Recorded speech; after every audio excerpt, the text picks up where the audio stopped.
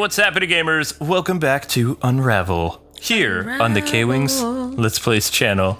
And we're slowly getting this old lady's memories back. And Yay. Wow, it's dark now. Yeah. Wait, is it darker outside? Feels like it got darker. So a lot of people complained that we weren't showing where to go, so here you go. We showed you how to do it.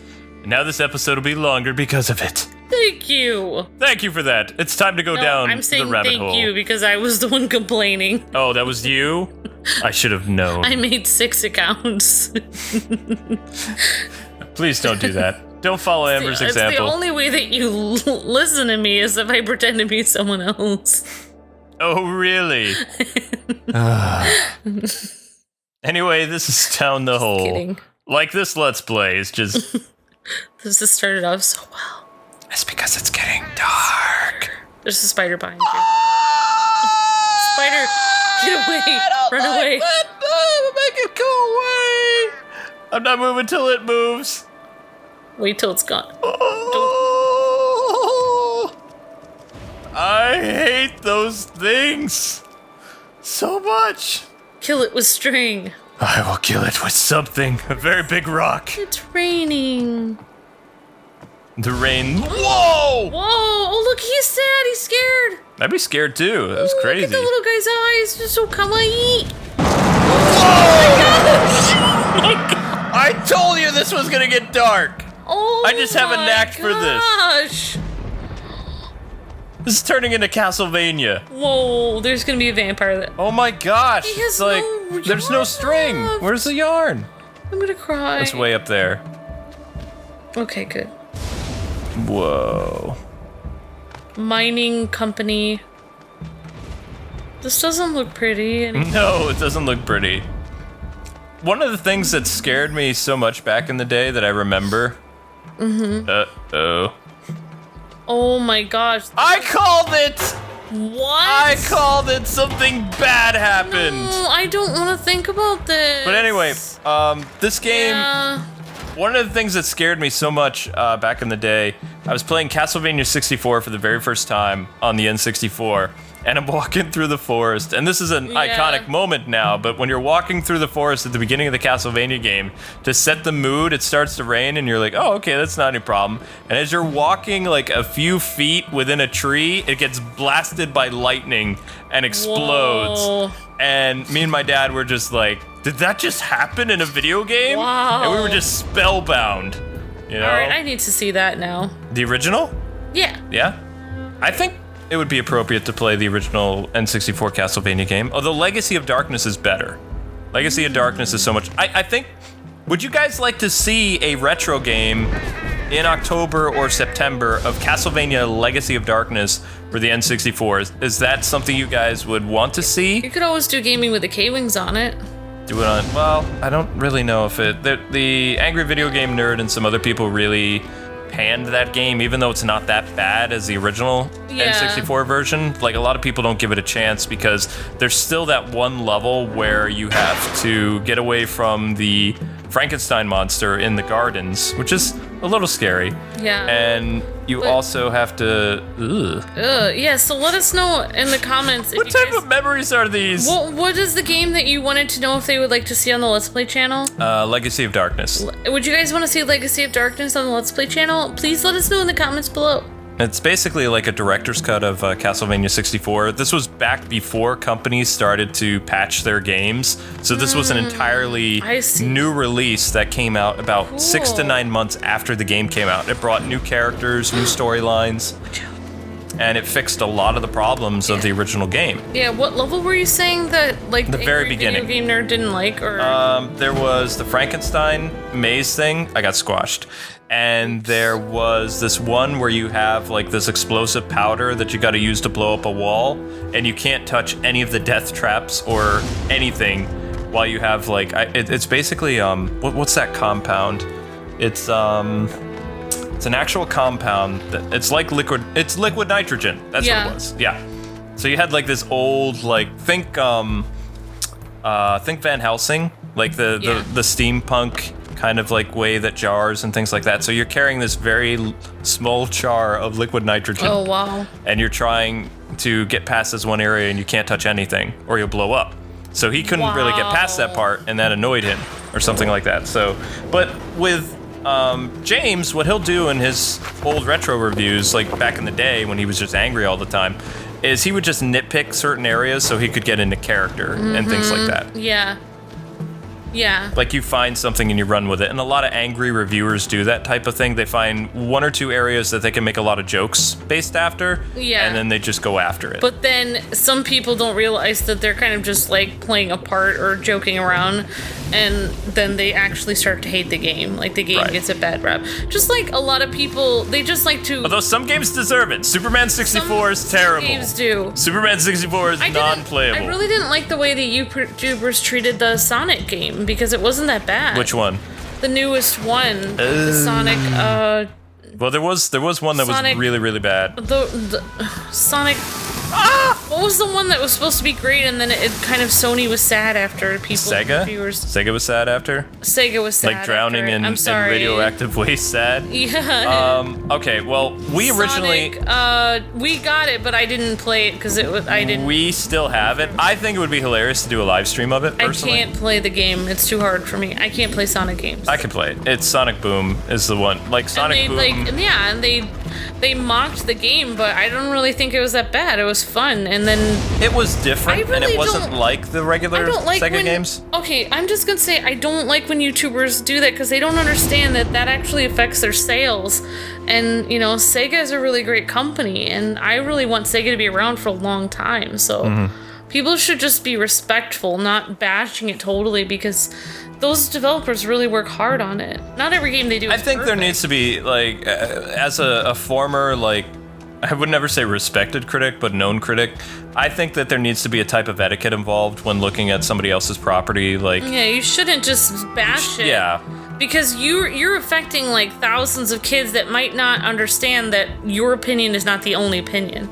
Exactly. And that's the problem with gonna internet go, critics. well, the YouTuber I really liked said this about it, so I'm not going to do it. And then they lose millions of dollars in sales, which, when in reality, the game might have not been that bad. It might have just been one or two people. Some of those games were like really average, but like there was a couple Sega games that were really bad.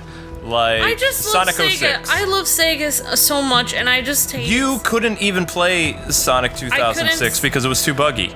Like, nobody could play it. That's the problem. But just love Sonic Sega. Boom, both versions of the game are playable, but people have this reaction that it's just as bad as Sonic 06 when it's not as bad, but it's not very good. But think of it compared to a lot of other games. Sega's still really...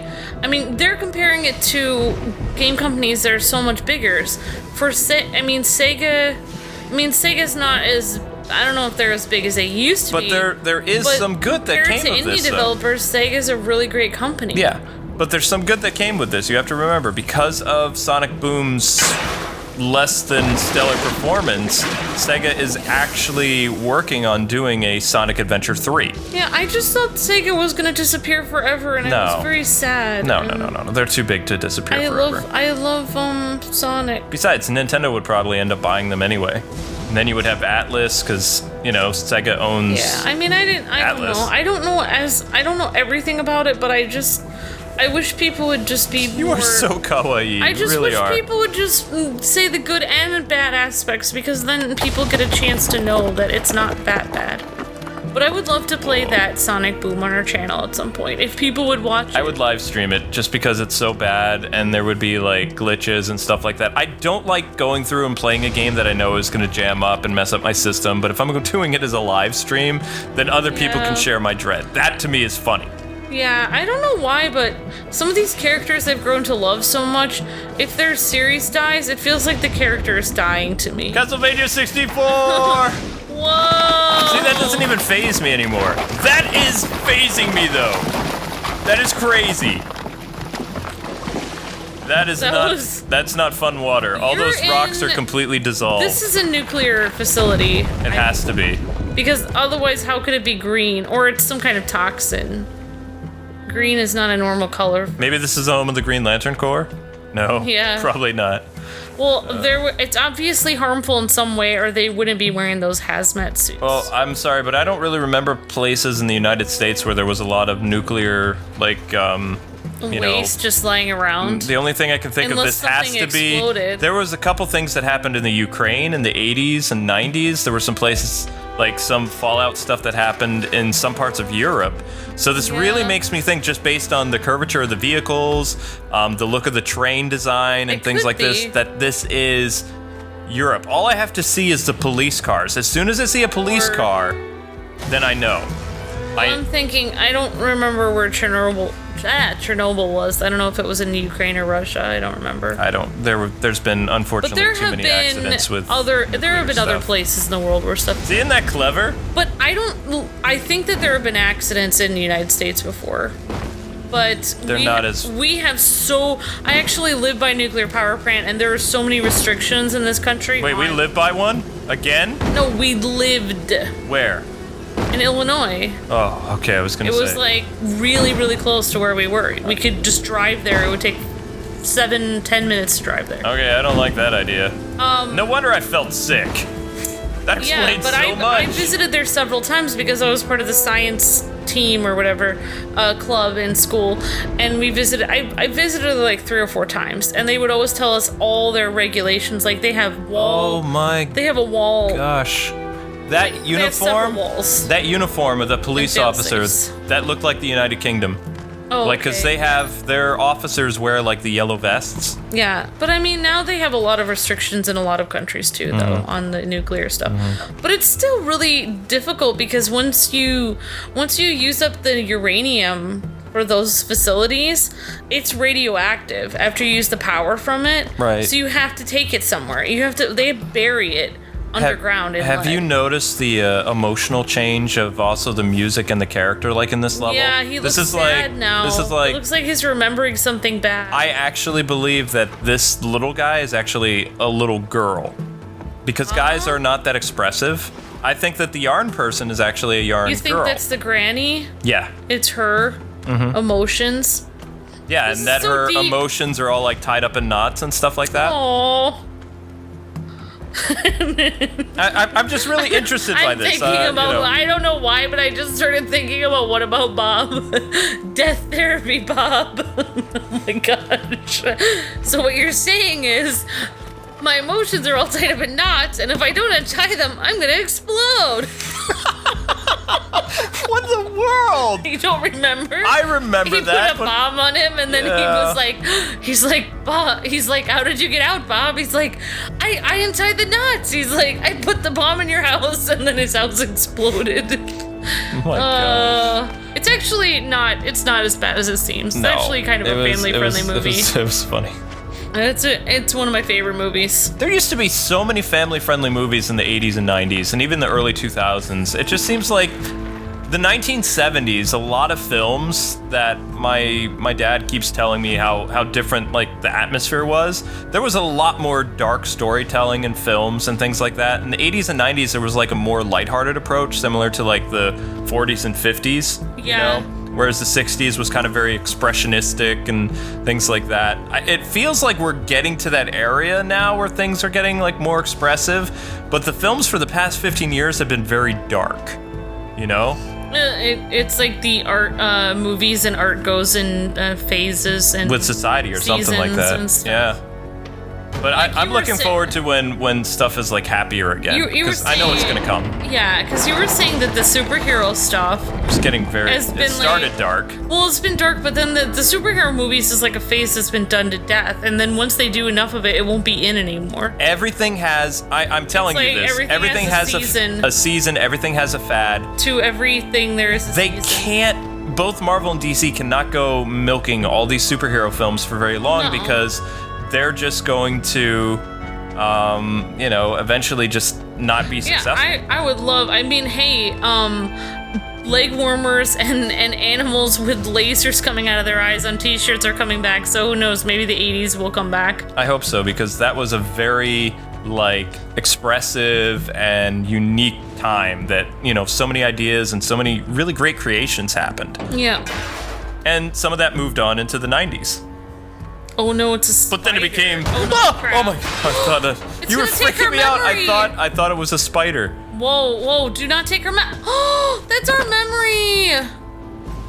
I don't know if this is a memory I would want to have though. If I had the option of blacking out like a really bad memory, you know. It took her memory. We didn't get it at the end. Yeah, maybe she's not supposed to keep that one. What is that? Scarred Earth? Scarred Earth. Wow. Yeah, they're like, well, that was I feel weird. interesting. I feel... How much is enough? I don't know what to do now. I feel kind of sad. I don't get our memory No. at the end. Well, I guess I don't know what to say. I have nothing. Anyway, guys and gals, this was a very compelling episode, I guess. Thanks so much for taking the time to watch. Don't forget to like, comment, and subscribe, and we'll see you next time. Bye-bye. See ya.